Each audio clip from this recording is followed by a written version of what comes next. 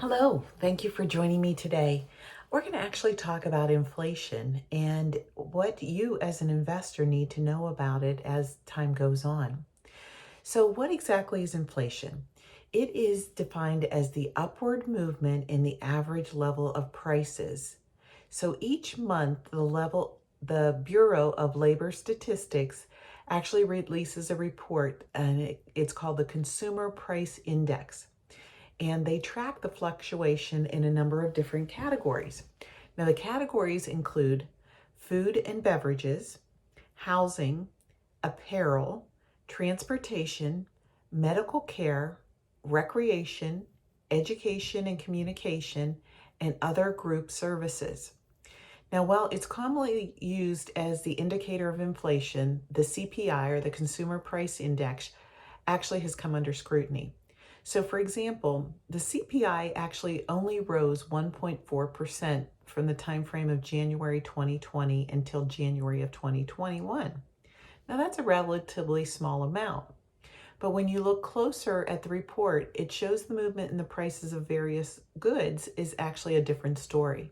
So if you looked at a used car or truck sale, there was actually a 10% increase in the cost of purchasing used cars and trucks during that 12-month time frame, where the CPI was still only coming in at 1.4.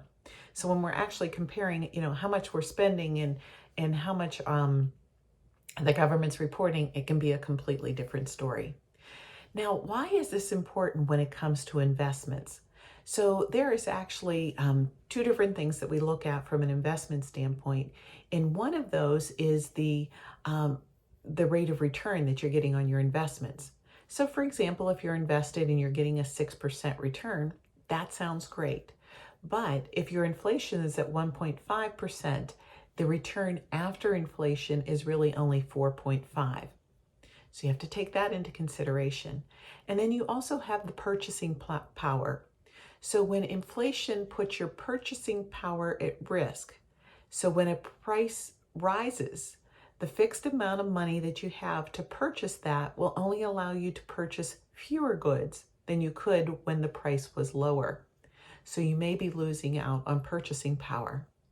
So inflation needs to be taken into consideration there. And last, in regard to inflation, is to pay attention to what the Federal Reserve is actually doing.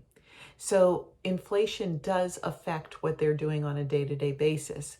They actually want to do their best to control it. And there's several ways that they can do this, but one of them is actually controlling how much money is in circulation. So hypothetically speaking, a smaller supply of money means that there can be less spending, which could equal lower prices and lower inflation. So it's interesting to pay attention to what they're doing on an ongoing basis. Now, while inflation can be complex, it's important to take it into consideration with all projections that you're doing for the future.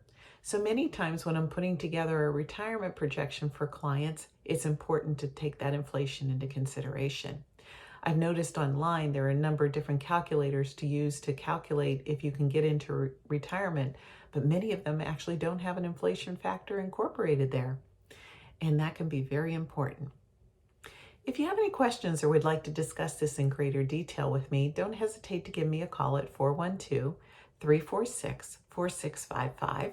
Send me an email at diane@pearsonfinancialplanning.com or learn more about me and my services at www.pearsonfinancialplanning.com. Thanks, and have a great day.